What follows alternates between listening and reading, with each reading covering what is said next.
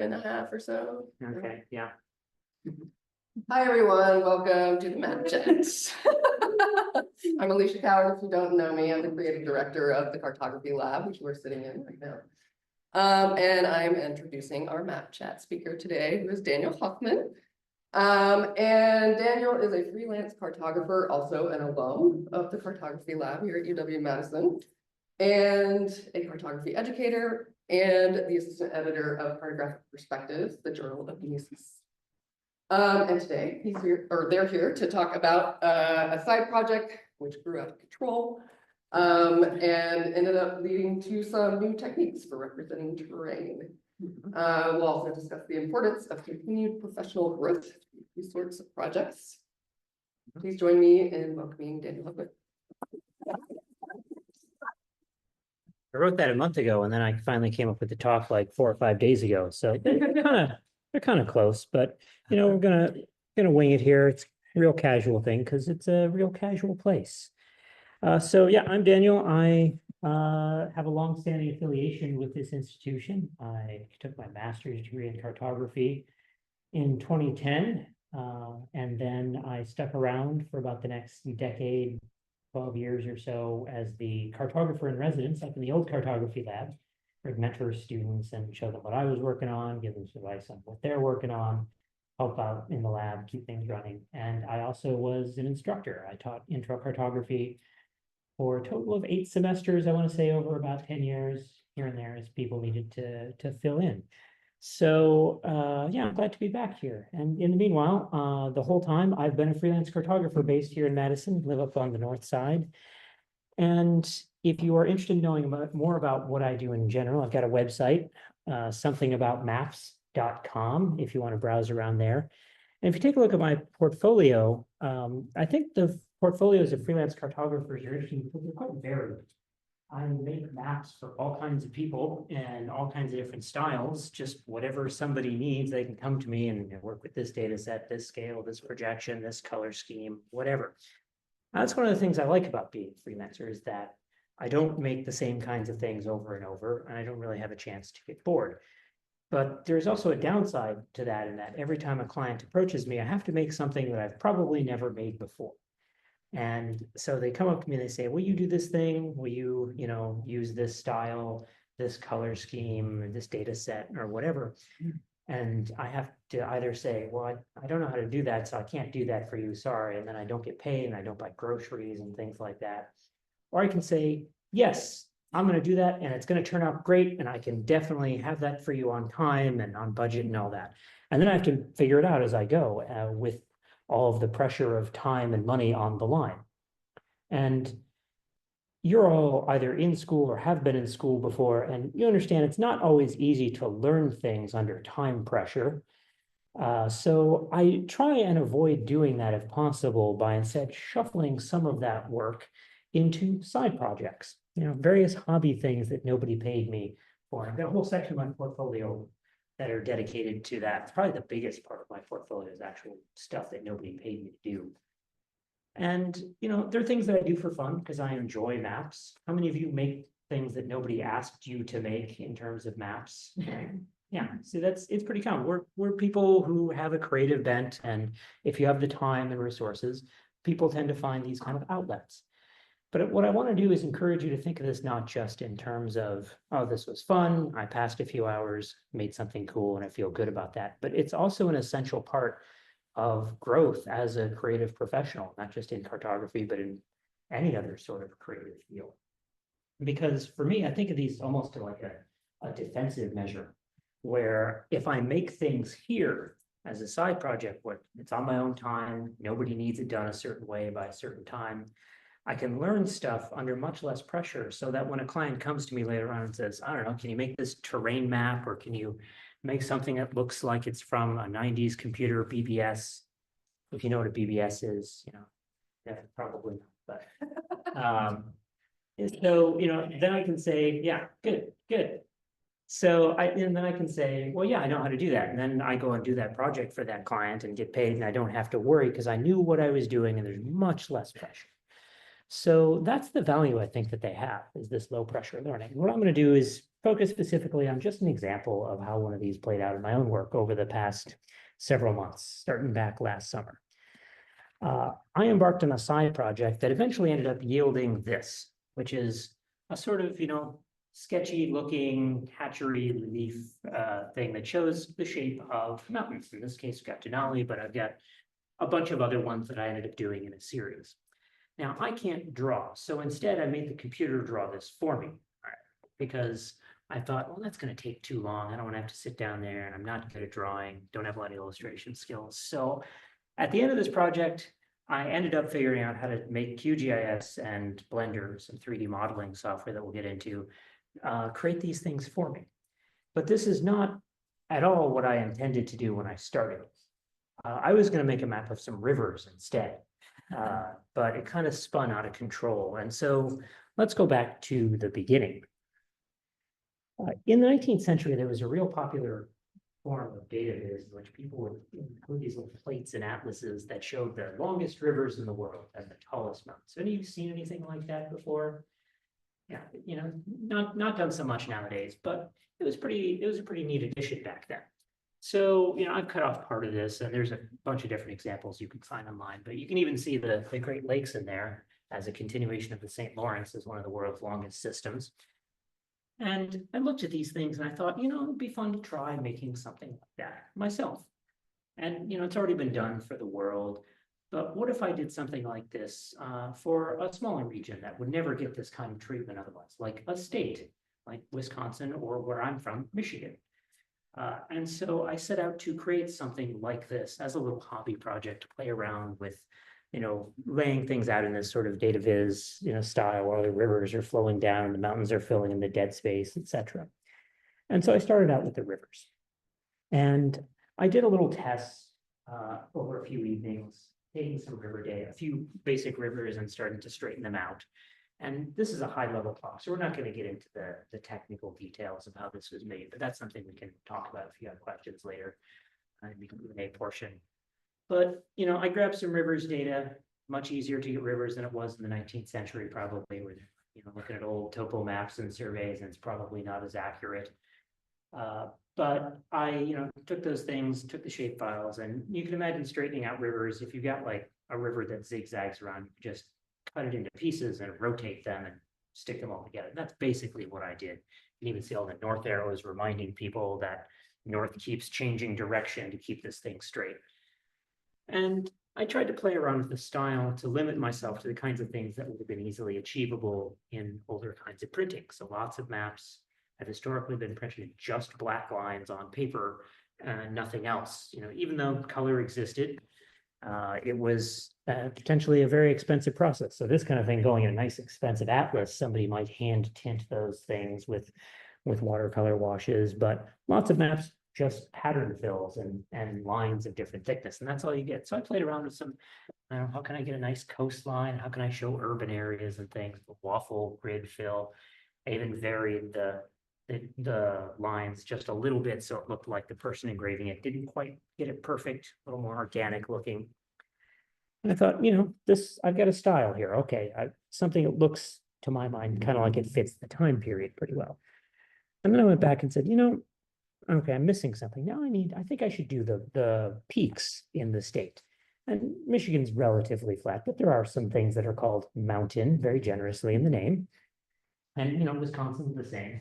I think the highest point in the state of Wisconsin is Timms Hill, which gives you a sense of how not particularly tall that might be. But there's something there.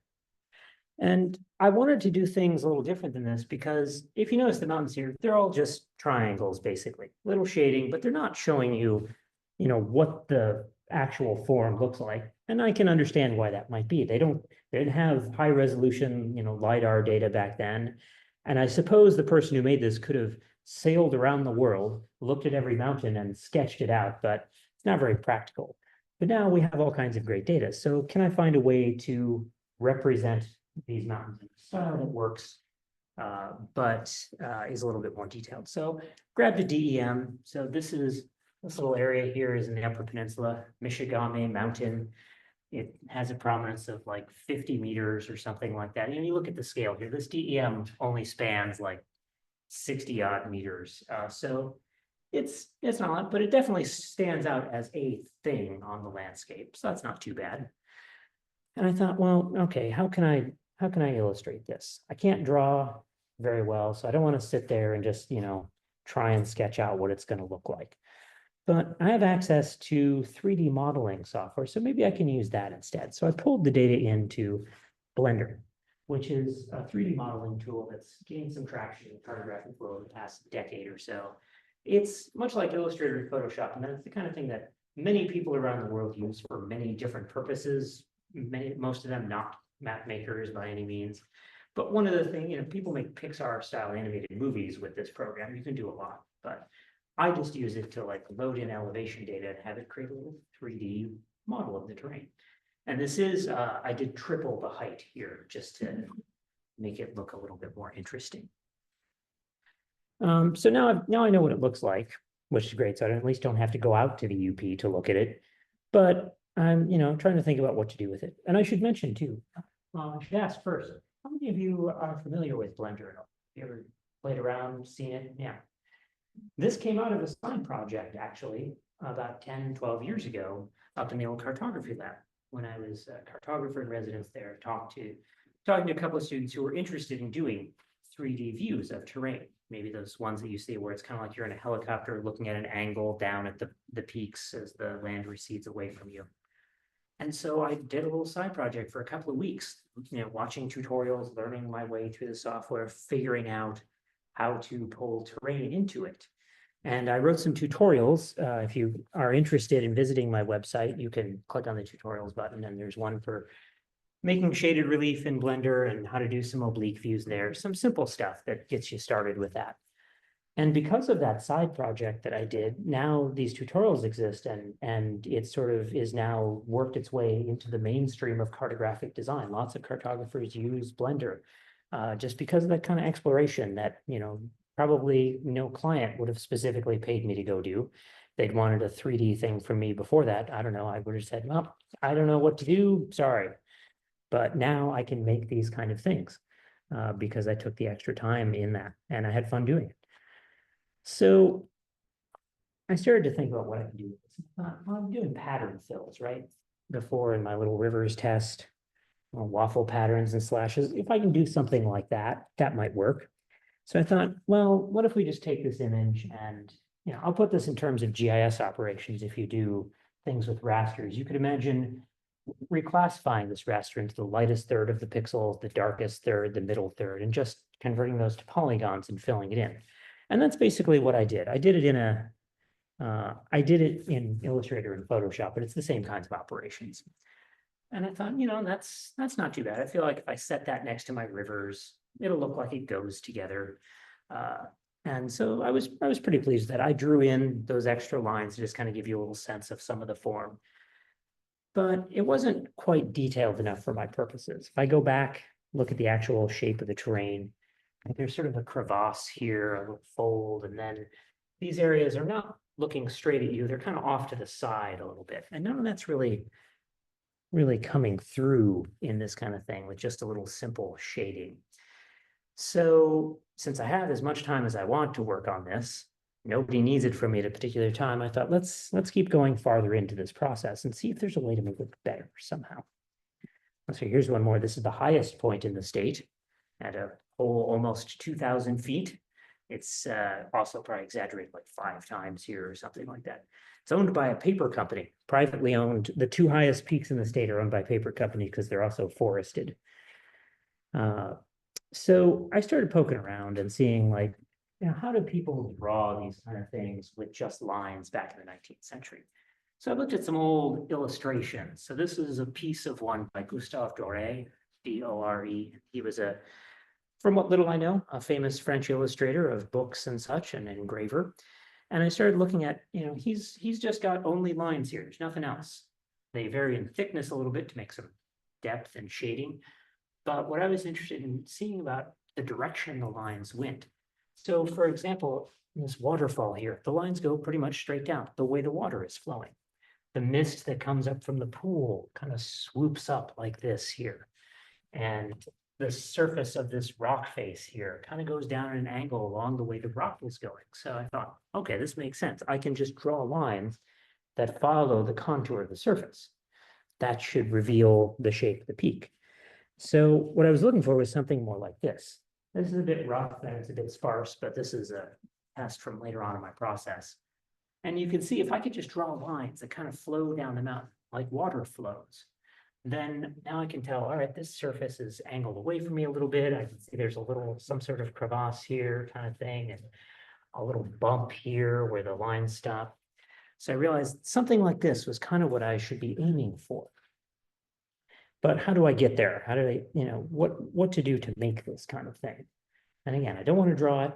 That's going to take forever and I'm not going to do a great job. But, thinking back to my elevation data way back there, I thought if I could just take something in 2D and then drape a two-dimensional image over my terrain, maybe I could get that to work. I could just start here and draw some lines that say start at the top of the hill, go down the slope over and over and over and over again. And then I'd have a bunch of lines and I'd put it on top of my model and they'll just flow down the surface. And what I realized I was thinking of was something that already existed, which is these terrain hatchers. That was a popular way of representing terrain in the 17th through 19th centuries. We don't use it much anymore because sometimes it gets a little bit visually hard to understand. But the idea is pretty much what I was looking for. You start with your pen at the top of the mountain, you just draw down the slope over and over again until you got the whole thing covered. And you can imagine taking this and draping it on top of a mountain model, all those lines would flow down and give me kind of what I wanted. So I realized what I needed are terrain hatchers. And again, I didn't want to draw them because, while this is easier to draw, it's still kind of hard and it would take me a long time. And what I'm looking for in a lot of these processes that I play around with in side projects is figuring out more automatic, easy ways to do things. There are people out there who will hire an artist to do something very painstaking for many, many hours. But there are a lot more people who will hire you for less time to do something automatic.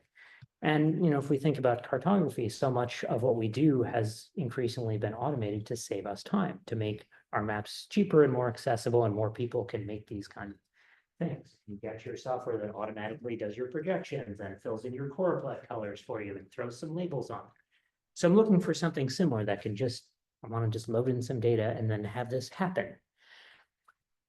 Now, there are a lot of automatic hatcher techniques that are out there. This is something that cartographers have been working on for decades. Basically, since people were able to load elevation data into a computer, they've played around with terrain techniques, including trying to reconstruct hatchers. And I just picked like 3 examples real quick, but there are dozens of these out there, dozens of methods in different programs, and some of them are published in articles, etc. And a lot of them are very pixel based, right? We got our elevation data in all these pixels, and then people often are looking for some symbol they can draw in that square that will kind of flow together to make a hatcher. And you can really see that at work here, where it's just kind of angled in the direction of the slope and filling everything in. And I'll zoom in on one of these here.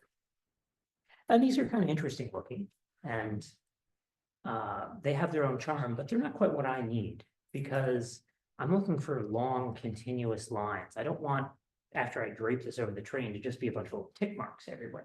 I want it to continuously flow, because that was sort of the examples that I had seen. So I realized I was going to have to invent my own hill shading, hatchering algorithm from scratch to get something that's more like this. So this is one that came out of my algorithm that I'll walk through in a minute. But this is kind of what I was looking for. You can see this slope here has nice, long, continuous lines running from the top all the way to the bottom. It also changes density where the slope is steeper. And that's a common thing that was often done in hatchers back then. I didn't really need that for my process, but I figured I'm going to invent an automated hatchering algorithm. I'll throw that in there too. Why not? It was either that, or sometimes you could keep the lines the same density and they'd make them thicker. So kind of 2 options there, but I decided to give mine some varying density parameters. And again, I started at just some rivers, and now I'm like, oh, I gotta solve this problem that's existed for decades in cartography and see if I can do it too. And this is kind of the way that side projects lead you down these interesting corridors, because this is what I think part of their value as teaching is that you don't necessarily know where you're going to go. People have asked me in the past, and I've seen them ask my colleagues, what should I learn next to become good at mapping, to improve my skills? And the problem is there is a lifetime's worth of stuff out there. There's more than you can possibly explore. So having projects in mind is nice because it points you in the next direction. This is the next thing you need to learn. You know you want this thing to exist out in the world. So what parts do you need to figure out to do next? And it helps, at least me, with that sort of decision paralysis of all the different things I could figure out. Well, I just let these projects guide me through that path. And this one said, well, I got to figure out hatchering, so I'm going to explore that as not just something I've seen in a few old maps, but how would I draw them and make a computer do it? So I wrote a bunch of Python. I had to remember how to do that. It's been a while since that happened. ChatGPT helped me a little bit too. I don't trust large language models for almost anything, but they're usually decent at helping you with your code. So I do have, if you want the script, it's still not like into a easy to use plugin yet, but I do have a script for QGIS if you want to poke me about that, and I can share it with you. And eventually I promised Alicia that I'm going to write an article about it for Cartographic Perspectives at some point. This is like one of my first attempts to explain any of this to anybody. And so eventually it's going to get better. I can write it down. So a real rough overview, kind of what this is. We're not going to go into detail because that's like an hour and a half, 2-hour talk. I spent months on this thing. But we have an elevation model. We know the height of every pixel, and there's a few really basic derivatives that you can make from that in GIS. Any GIS will do for you if it handles raster. You can figure out the slope of the terrain, because if you know this pixel is really high and this one's low, well, there must be a slope between them. So it's easy to figure the slopes out. The aspect is just the direction those slopes are facing, whether your mountain is kind of facing north with this slope or west or whatever. And then some contour lines, these lines of equal elevation. And these are all the pieces that we need to derive from the DEM that the script takes care of to figure out how to draw these lines. These are the kind of things that somebody who would draw them manually would need to know. Like, is it steep here? Which direction is the downhill? So we start with a contour line and I break it into a bunch of pieces of even length.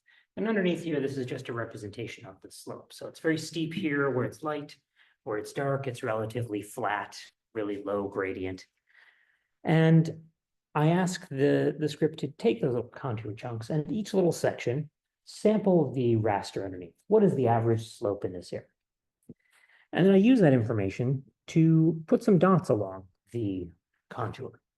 And the density of the dots is controlled by that slope information, a little contour chunk read through. So over here, the dots are closer together. Over here, they're farther apart where the slope is lower. And in fact, over here in the middle, there's a gap because I have a little cutoff. So there's nothing at all where the slope is too shallow. Because, if you go back to these kind of things, you'll see the valleys usually pick some level where you say, yeah, that's enough. We don't need to keep shading forever. It's too flat. So these dots are going to be the places that the script starts drawing lines from. And it simply looks at the terrain in that area and says, well, all right, what direction is uphill from here based on that aspect information we calculated? Sample that, find out which way is uphill and draw a little in that direction. Then sample again and find out where uphill is and keep going. And just keep going over and over again until you've drawn some lines that slowly march their way uphill. And they continue to curve and wobble around based on the actual shape of the terrain changing. And some of them stop, like these ones down here. They're stopping just because they ran into a relatively flat area and said, that's enough. If I take away this and just show the original elevation data underneath, you can see it's starting to get to be a little hatcher-like. There's still some problems though. We're not done. This was just the first contour line. So, we can see these start to cluster, and there's some other areas here where, sure, there was a flat area here, but it starts to pick back up again. So we need to start some more. But that was just one contour line of many. And the script is going to keep going through each of these lines in turn, fine-tuning everything. And so if we pick one, it's going to say, well, I'm going to try and keep the lines that already exist, but if they're too dense, I'm going to give them a haircut, as it says in the script. And if there's no lines, but the slope is starting to pick back up again, we're going to start some new ones. So it iterates over and over through these until you get something more like this. So if you look on the left and I flip back and forth, you can see it's trying to keep the lines where it can, but it's going to cut them off too, where they start to run into each other. The same way that if I were drawing, that's what I would be doing. I would say, oh, I drew a line here. I can't draw a line into it. I'm going to stop. So I tried to think about this in those terms of trying to draw continuous lines and just have the script keep checking. Where do we need to adjust? So we zoom out a little bit. That's how we can kind of get some basic hatchering going on this particular mountain in the Upper Peninsula. So this is what I was looking for. I can drape this over my mountain, and then these lines will just kind of show up as flowing downhill. And you can get really fancy with it. This is some part of Switzerland, which has much more interesting terrain than Michigan. And I downloaded a test DEM that people working on terrain techniques use to compare their techniques with each other, so that we all have kind of the same DEM. And I think it can work out pretty well. It does take forever to run. Depending on your DEM, it could be a couple hours. So it's not the fastest, but I don't have to be there. I can just set my computer overnight and have it go. So that's why probably some of those other techniques that already exist were a lot simpler, because they're way less computationally expensive. So back to this, I can take just an image and rasterize all those things and drop it in as an image draped over the terrain. And that helps a lot. We're getting there. But it's not quite there yet, because this is still not good enough for my side project that nobody's asking me to do, and which I become a perfectionist about when I don't have a client to tell me to stop at some point. So, these lines start to get thinner or thicker as we go along. That's just because if you imagine them draped on a 3D surface, well, part of that surface is going to start to angle away from you or get occluded by something else. And as someone who's really drawing these would be, made with the same pen. They'd be roughly the same thickness, and they'd be roughly the same density all throughout too. And so I thought, wait a minute, that whole thing with making the top-down hatchery, that was actually just a side project of my side project, because I don't need that at all. What I really need is to do that same thing somehow to this flat, like this image of the mountain. Instead of working top down and then draping it over, what if I just work on the 3D thing itself somehow? And there are some ways to do that kind of thing using Blender. So does anyone recognize where this is? Is that literally Everest? Yeah, that's Mount Everest. This one is not vertically exaggerated. That's at the right horizontal vertical scale. So yeah, I just clipped out a DEM for that. But what I'm looking for is there some way, since we've got a 3D model of the terrain, to just calculate that if I put a drop of water here, it would flow down like this. And I should be able to sample, move the exact same way. And I keep mentioning water too, and some of you might be thinking about like hydrological modeling. There are lots of GIS tools that map flows of rivers and things. Those ended up not working for my purpose for a few reasons that we can get into later, and I can show some examples. But I did, before I invented like a whole long script thing over months and tried to remember Python, I did look at those tools. It wasn't quite what I was looking for. It didn't get even enough. But there is a way, I realized in Blender, to get the information I need to keep going through here. And that is using surface normals or normal map. Has anyone heard of that? A couple of you. It's not a real, it's a thing 3D modelers know. I had heard of those words, normal maps, in an article in Cartographic Perspectives a few years ago. So I did some Googling, figured out what that means and why it would be useful for me. And I'm not going to go into a lot of the details of it, partly because I'm not an expert in it. But the basic idea is this image here is representing the shape of the surface and where all the parts are pointed. If I break this out into its constituent channels, this is a red, green, blue image, but it's not really meant to encode the colors of red, green, blue. Instead, it's showing you, as an example, surface normals, I've got a surface here, my phone. Right. It's pointing towards you. It's pointing up. It's pointing down. It's pointing toward the wall. And if I just have a little vector that points out, a little arrow that points out, that's perpendicular to the surface, normal to the surface, as mathematicians would say, that thing tells me which direction any little part of the mountain is facing. And you can kind of see that down here. We can mathematically encode the X component, the Y component, and the Z component in the camera space of which way it's facing. And so even if that doesn't make entire sense to you, look down here and notice how the parts of the mountain that are facing to the right are light, and the parts that are facing to the left are dark. Right? It's encoding something about the way it's facing, right? Just in that scale from black to white. And over here, for example, on the right, the parts that are facing you, and this is the Z component. Some parts are facing you and they look dark. Parts that are facing more up look lighter. Right? And the Y one here, again, similar kinds of things. You can kind of see how this is telling you a little bit about the direction it goes. So I do have the information I need. And I thought about coding this directly in Blender, but I don't know how to do that. And I'd already spent all of that time learning how to code in QGIS. So instead, I just took that picture, brought it into QGIS, and modified my script. So it would just basically do a similar kind of thing where this isn't geo-referenced or anything. As far as QGIS knows, this is just a photograph that's in color.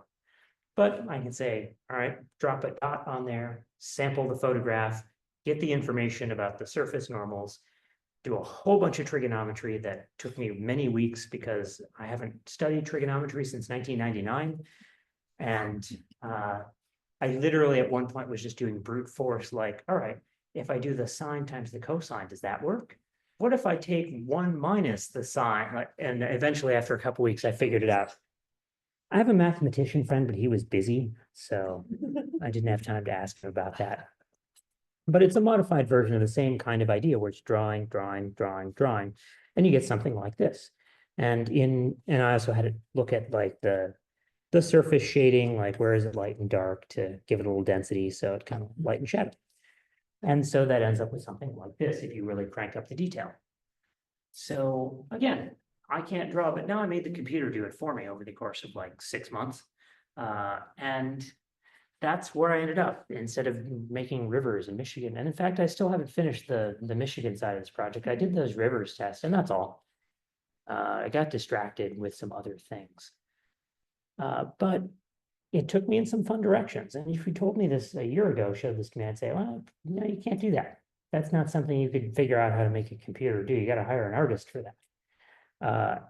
So that's kind of a nice outcome of these things is that I didn't know where I was going to go and it showed me some new things that I was not expecting and some things that may be a benefit to other people too. Like now I have a script that I'm working on being able to share. And once I figure out a really clear way to explain the technical details to somebody who hasn't been living in my head for 6 months kind of thing, because there's a lot going on and my code is a real mess without a lot of comments. So I better write it down before I forget it. And again, this was all fun, but it also can pay off later on in my own work, hopefully. It may take decades to do that. A lot of the things you learn, put a lot of time in now, but hopefully it'll come back to you over time. Years from now, someone's going to say, can you do that thing?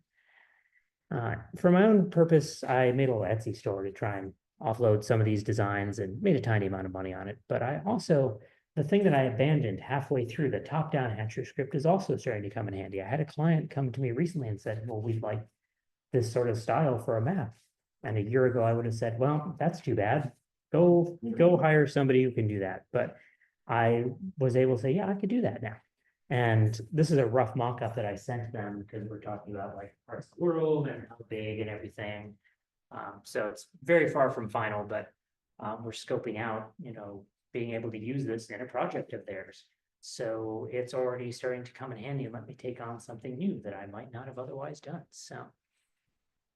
So that's kind of my little spiel, my long, I've spent so many months on this. And of course, when I finish, I'm just going to like publish some things like, here's a script that does the thing. And no one's going to know about all the meandering and struggle that went into it. So that's why I gave this talk. So at least somebody knows and understands the value in that meandering.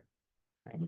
So I encourage you again to think of these side projects as part of your growth, not just something you're doing for fun. And hopefully the kinds of people that you end up working for someday also appreciate that. Sure, this thing you're doing right now doesn't seem like it has an immediate commercial impact, but if they can just let you go off on your own for a little while, you're going to come back with a lot of new skills that are going to pay off later on. So that's what I got for you, and we've got some time for questions.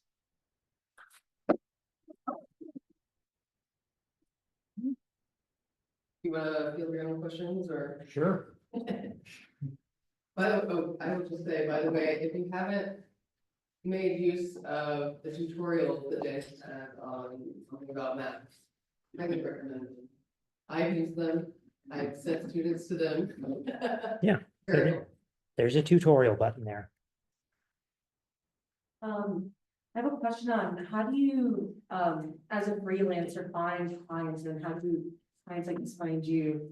And yeah, just what That's is a- that process like? That's a big mystery because a lot of them just show up in my inbox and I heard about you from this person who talked to this person to this person. There's a lot of word of mouth. I also get a lot of things I'm sent by other freelancers. So, oh, I'm busy or I'm not the right person for this. So you should go ask this person. And most other freelancers, as far as I can tell, are busier than I am. So I kind of get the leftover projects that most of my colleagues don't have time to take on. I'm also on a list that has occasionally yielded things. Nasus maintains a cartography companies list. And so I'm on there along with a bunch of other people. And no, that one should probably be removed. That person passed away recently. So I think I have occasionally had clients say, yeah, they found that because if you need a map, most people don't even know you can hire a cartographer. They'll just look around and find a graphic designer of some sort or whatever, and they'll do fine. But some clients dig in and like, where can I find cartographers? And this is about the only list of cartographers you can hire that I'm aware of. So this, I think, turns up pretty high on the Google search kind of thing. I just want to say there's a little something that can contribute to this. Both of my parents end up building up their own like client networks and so on. And a lot of it happened from talking to people you went to classes with, that they know anyone, and then that kind of branches out after an agonizingly slow like wind up period that really Yeah. starts to accelerate. So it's like Yeah. networking asterisk asterisk asterisk. Yeah, it also helps to have family members or relationship partners who make more money than you and are willing to subsidize you for a long time. Yeah, yeah. That's a pretty common experience as well. Also, I wrote about this in my blog many years ago too. But side projects also have a value in advertising. So I made this thing and it's interesting looking and it's a little different versus what other people are used to seeing, partly because it's the kind of thing no one would pay for. So put that up on social media, get a little attention, and maybe someone finds you in that way.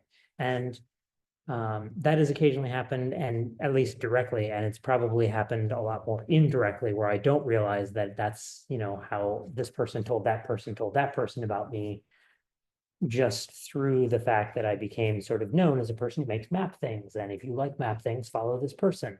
And a lot of my colleagues do that kind of thing as well.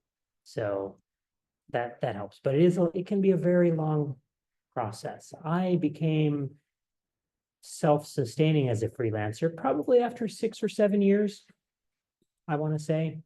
And technically, I'm not self-sustaining as a freelance cartographer. I have GIS work in there and I do editing for cartographic perspectives and such, and that money is enough to bring me up over the line of survival. The cartography itself is not.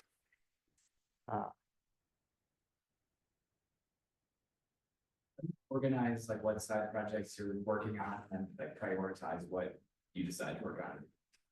Yeah, so I have a whole folder of abandoned side projects that just suddenly I lost interest, but I occasionally try and come back to from time to time. That's another common thing, right? Start on something and say, oh, well, this stopped being as interesting as I thought. I didn't learn the thing that I wanted, or this style isn't working that I wanted to try, and throw it out. But yeah, it's very like inspiration comes from all kinds of places, and I don't really know where, because there's a metaphor that was given by a couple of guys at a NASIS talk like 6 or 7 years ago, James Cheshire and Oliver Uberti, who've done a variety of widely regarded atlases. London, the information capital, is one of their most well-known, and Where Animals Go. And they talk about the importance of keeping the well full, the well of inspiration, because it's basically, you've got this storehouse in your brain, and it's not something you just summon and say, I will be creative today. I will come up with a good idea. Yes, right, you just kind of wait around and then hopefully it happens.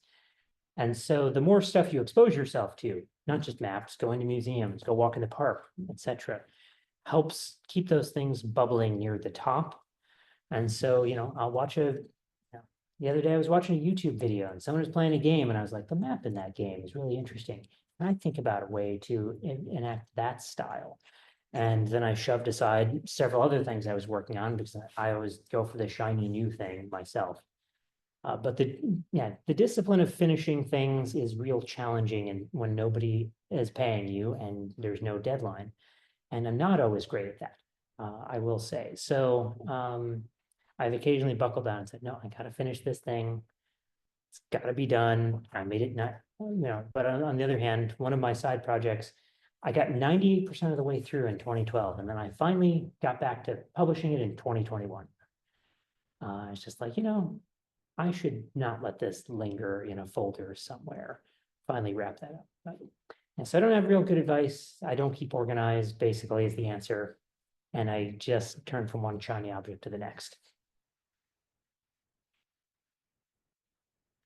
Well, I know we're talking about maps and cartography here, but when I look at some of your work, I feel like it's art. Like Well, when I look at the amount of what you showed today, I feel like that's art. And if I didn't know anything about maps and cartography and I went to your Etsy store, I would say you are an artist. And it just makes me think, like, do cartographers ever think about that?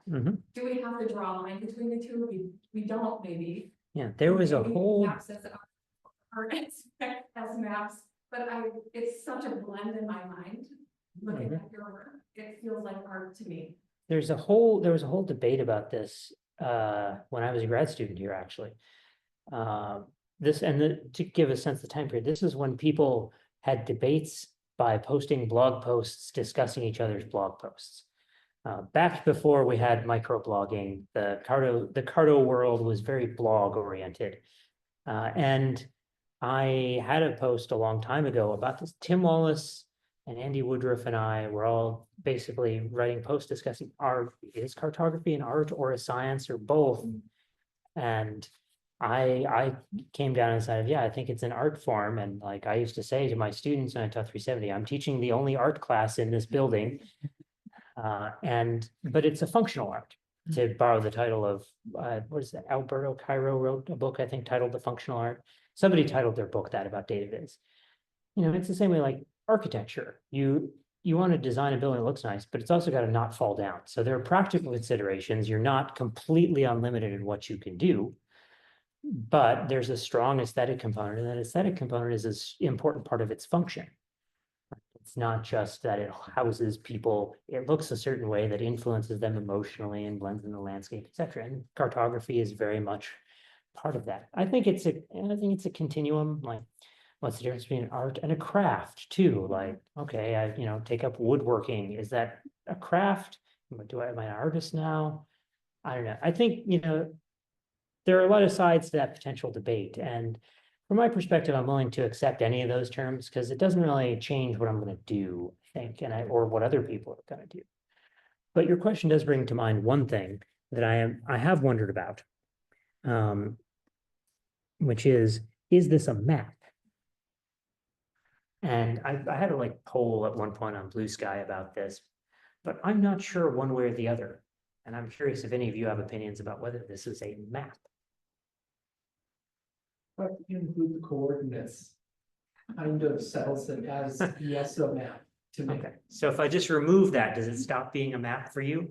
Once a person no longer knows where it actually is, or doesn't necessarily have the tools to sort of, it's like there's the way of verifying with the actual location. Like labeling it is also pretty good, but it's like it is an abstract representation of location. And so even though it is sort of theoretically the equivalent of a very, very, very high power helicopter, having sort of a camera view, I mean, you can have first person maps of highly occluded terrain. Yeah. So. Anyone want to add to that? yes or no, if they think it's a map. I think you could take away all the labels and it's still be a map. So my question in that would be, all right, what if I change my scale? And instead just picked a rock sitting on Denali, like a rock this big, and did the same thing? Is that still a map? Question. Or is that just an illustration of a rock? If you have no way of determining where that rock is, then I think you may have crossed some arbitrary map threshold. Okay. Yeah, and I don't have a real, I don't have a strong preference one way or the other. Just something I've wondered, like, am I still doing cartography anymore? Definitely everything was approached with the GIS and cartography lens, because that's the skills that I had to be able to make this thing. But I don't know if I'm doing maps anymore or not. If you get too close, it might just be geology. Ah, yes, that could be. There's a question on the Zoom. Yes. Could you share a little about your typical process when working on customer projects? Well, it varies a lot, and again, based on, because people need so many things from me. But usually it's a little back and forth to make sure that they have explained to me what they want. Because customers come to me with a very wide variety of understandings. I will literally get an email that's 2 sentences that says, yeah, I just need a normal map of Sweden. And that's all. All right. So there's some questions that, and it's just because they're not steeped in this the way that we are. And so they're not used to being able to articulate what they expect. And so, there's some questions to guide them through to think about, okay, why do you want this map? Where is it going to go? What kinds of things are you expecting someone to be able to understand from it? And so sometimes there's that kind of back and forth first. And, then it's pulling the data together and doing a kind of workflow that's frequently taught here and other institutions like this. Of, you do your GIS, get everything lined up and throw it over into some graphic design software and start styling it up. And then there's an iterative process of usually a couple, 3 rounds of drafts with clients, because then they see it and they're like, oh, this is the first time I've seen the thing that I've been studying, for 5 years on a map. Now I understand that we don't need this thing and we need to add these 7 other things, but they couldn't really, they didn't have the tools to understand that until later. And there's also sometimes coaching them a little bit on understanding. They'll say something like, don't make that yellow. Or actually they'll say, make that thing yellow. And I think, well, that yellow is going to look terrible. They don't actually want it to be yellow. They want it to stand out more. But they don't understand, they just, again, don't have the cognitive framework built up from that kind of education that we have to understand, oh, actually, there are other ways to achieve what you wanted besides making it yellow. And so sometimes there's a little back and forth interrogation where I have to say, like, I don't think this is a good idea. Here's another way we could do it. What do you think about that? That kind of thing. But there's also pieces that don't go in my portfolio that, I made them and I'm like, well, I did it the way they wanted. I don't think that was a great idea, but they're paying for it. And so that's what we're going to do. And I just won't show people as an example of what I'm pleased with, that kind of thing. So, yeah, but the process varies a lot. And some people are more organized and they, I work with magazine people, for example. I do a lot of work for Scientific American, and by a lot, I mean a couple pieces a year, maybe, but they don't have a lot of maps necessarily. And they'll come to me, like they came to me 2 days ago and they said, hey, we need, here's a data set they actually already had ready to go. This data set of storm surges for a story that they're going to do in a couple months, illustrating the storm surge risk that's going on. And it's going to be this big, it's going to go over here. Here's some typefaces that we use a lot. And we need it from you in 5 days. Magazines work on a tight time frame. So that's another part about being a freelancer, is juggling. Well, I'm working on this right now. I can't take on too many projects, and this is where we start trading projects back and forth. But there's often this time pressure, which is another reason why there's that emphasis in, like, okay, I'm on my side project here. I'm also trying to figure out a way to draw those lines automatically, because even if someone's willing to pay me, lots of situations I don't have the time to get all that stuff done. So I need to find methods that will produce something that looks good, that I can enact quickly enough so that I don't get stressed out and have to work throughout the whole night. Yeah. Atlas. I mean, I understand if I spend conflict time on the side project, but I'm wondering when you are facing a client project, how do you really estimate your work? Well, I ask other people who are better at that sometimes. I'm not great at estimating, and especially because everything is different than all the other things. So I do try and just game out and sort of sit down and close my eyes and fantasize a little bit about like, what will it be like to make this map? All right, I think I can, load this data in from here probably, and I can probably use some of these styles that already exist, or it's also great if I point clients to my portfolio and say, hey, is there anything here you like in the style? Because I already know how to do that thing. And this saves a lot of back and forth about getting it the way you want. So that helps. But I usually also, after I've sort of imagined how long it's going to take and multiply that by an hourly rate, I usually charge about $115 an hour, which is, the median freelance cartographer is in the 70 odd dollars an hour range.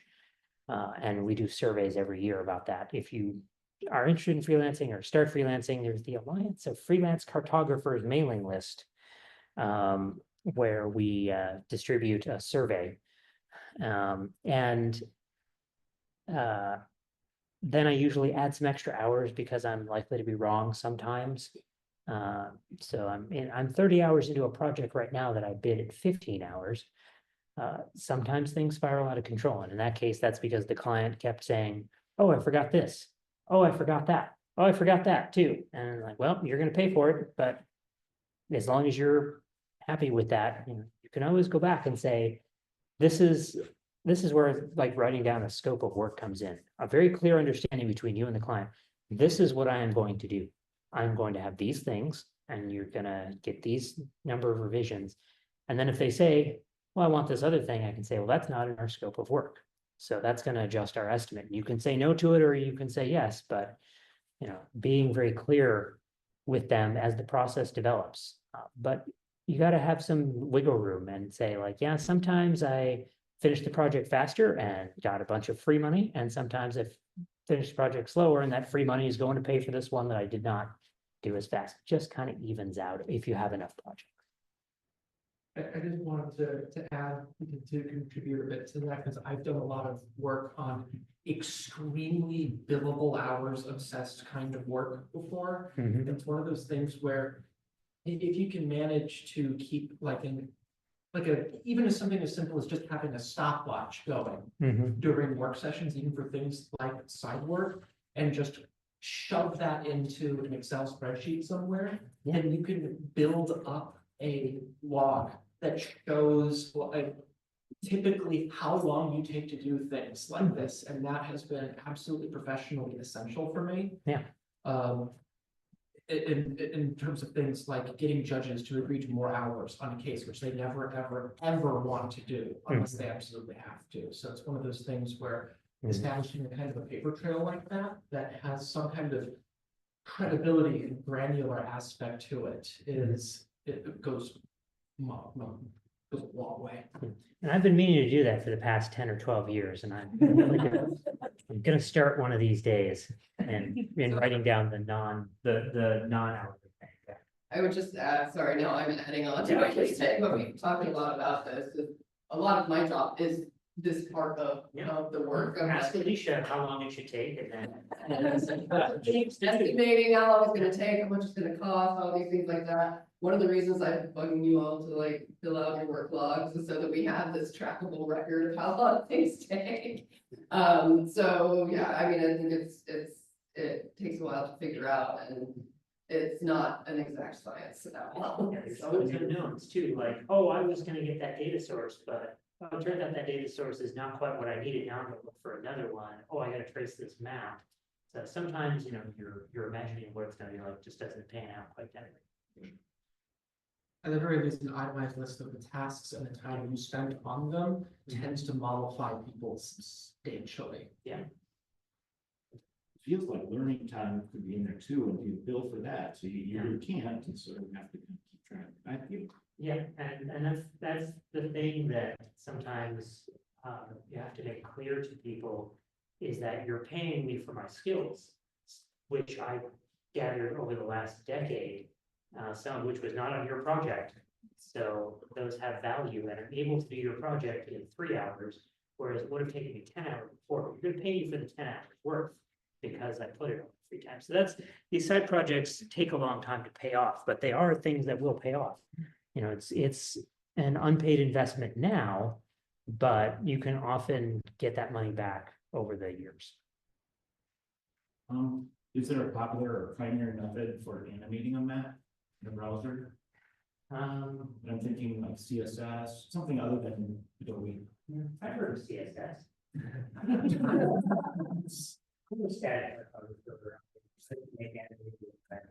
That was never my interest. I did learn how to do that when I was a student here in Flash, which was a thing.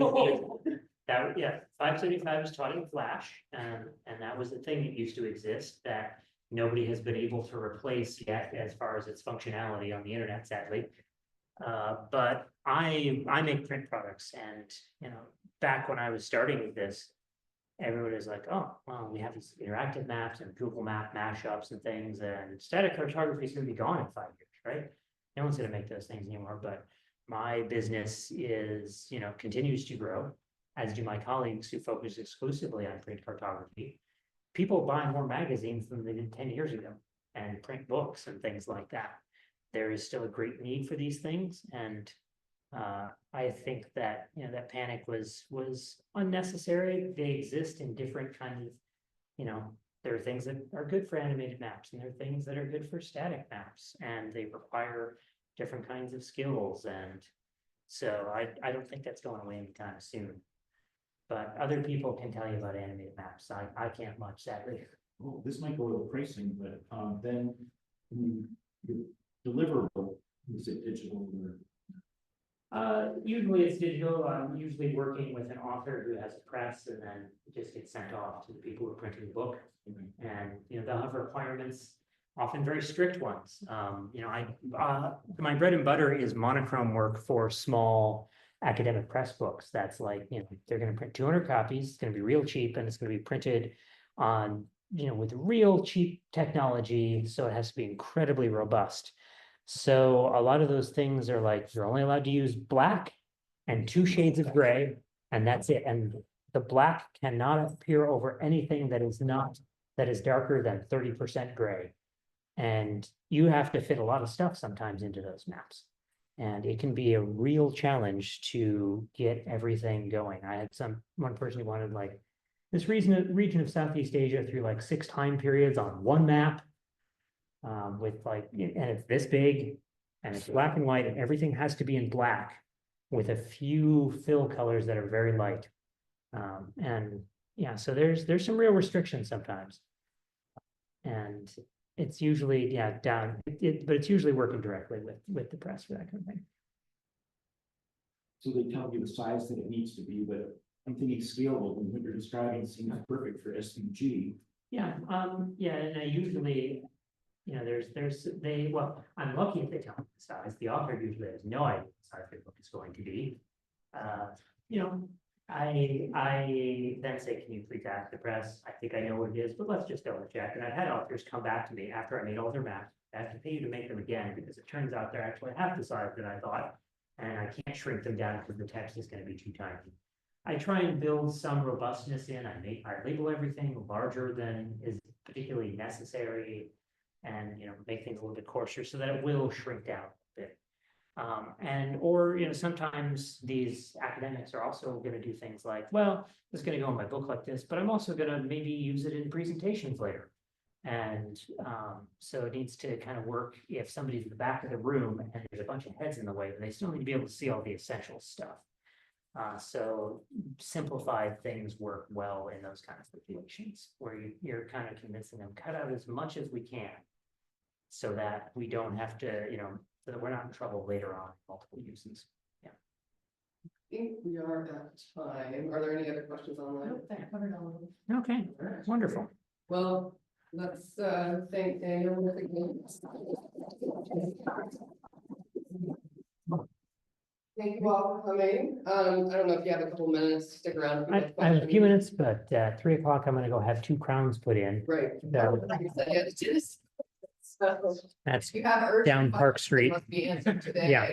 no, I have temporaries in now, so they already did all the first stage. This is just gluing the new ones in. Yeah.